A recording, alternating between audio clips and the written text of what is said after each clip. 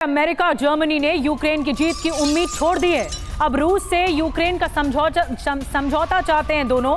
Zelensky पर बना रहे हैं समझौते का दबाव कि एडजस्टमेंट किया जाए, समझौता किया जाए। इस बात का प्रेशर क्रिएट किया जा रहा है। जर्मन मीडिया में सनसनीखेज दावा किया जा रहा है। प्लान बी पर काम कर रहे हैं बाइडेन और ओलाफ शोल्ज। तो देखिए, अमेरिका और जर्मनी प्लान बी पर काम कर रहे हैं कि कैसे भी प्रेशर टैक्टिक्स के माध्यम से ज़ेलेंस्की को मनाया जा सके। और आइए जरा देखते हैं कि जर्मन मीडिया की रिपोर्ट में और क्या कुछ बेहद खास कहा गया है। ये रिपोर्ट क्या इशारा कर रही है? घुटनों पर आएंगे ज़ेलेंस्की। रूस यूक्रेन में समझौता चाहता है अमेरिका और जर्मनी। ये साफ तौर पर कहा गया है अमेरिका जर्मनी यूक्रेन को अभी भी जरूरी हथियार देंगे। हथियार सप्लाई पर कुल मिलाकर अगर आप देखेंगे तो एक तरह का यूटर्न आपको नजर आएगा। रूस से डील में यूक्रेन मजबूत रहे, अब इस वजह से हथियार दिए जा रहे हैं, यह कहा गया है। जी हां, रूस के खिलाफ जीत की उम्मीद पे अब हथियार नहीं, ये हथियार सप्लाई को लेकर यूटर्न है।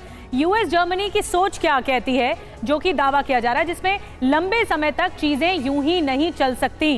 कहीं ना कहीं ये व्यवहारिक नहीं है। ज़ेलेंस्की को खुद इस बात का एहसास हो, ये चाहता है अमेरिका और जर्मनी, ये सोच रखता है। और ज़ेलेंस्की राष्ट्र को संबोधित करें, सही हालात इस वक्त बताएं।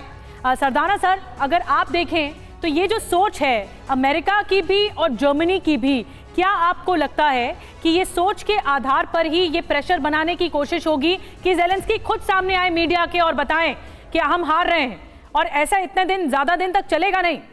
देखिए, ये बात तो ज़ेलेंस्की पहले भी कर सकते थे। आज जब वो खुद तो पहले ही घुटनों पे थे, आज कहते हैं जब अमेरिका और जर्मनी पीछे हटने की बात कर रहे हैं तो ओनस उन्हीं के ऊपर है, दायित्व उन्हीं पे है। देश के राष्ट्रपति वही हैं, वही बताएं कि मैंने आप अपने देशवासियों को इतनी मुसीबत में इतने समय तक डाल के रखा। क्या मैं यही चाहता हूं कि अगले उनके 50 साल इसी स्थिति में रहें? और कब तक हम उधार के हथियारों पे, एड पे, भीख मांग के बाकी देशों से इस जंग को चलाते रहे और एंड में फिर भी हार हमारी निश्चित ही है?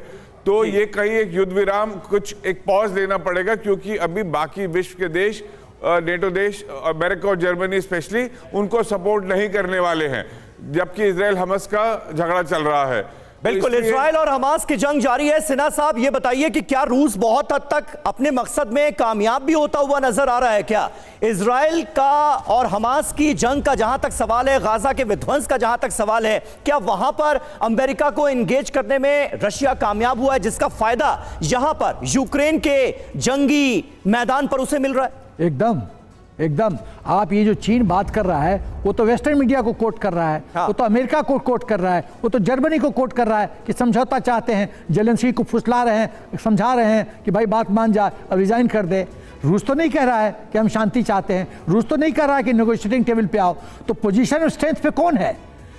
भीख, समझौता का भीख कौन मांग रहा है? किसके कंधों पे समझौता की जिम्मेदारी दी जा रही है? तो स्वाभाविक है उसी कैंप में तो हर कंप है। और एक और बहुत महत्वपूर्ण बिंदु पर टिप्पणी करना चाहता हूं कि कोई भी आर्मी, कोई भी देश, WWR जो कॉन्सेप्ट होता है, वॉर वेस्टेज रिजर्व, वो 30-30 कॉन्सेप्ट होता है। एम्युनिशन वगैरह, क्या इन्वेंट्री स्टॉक आउट हुआ है?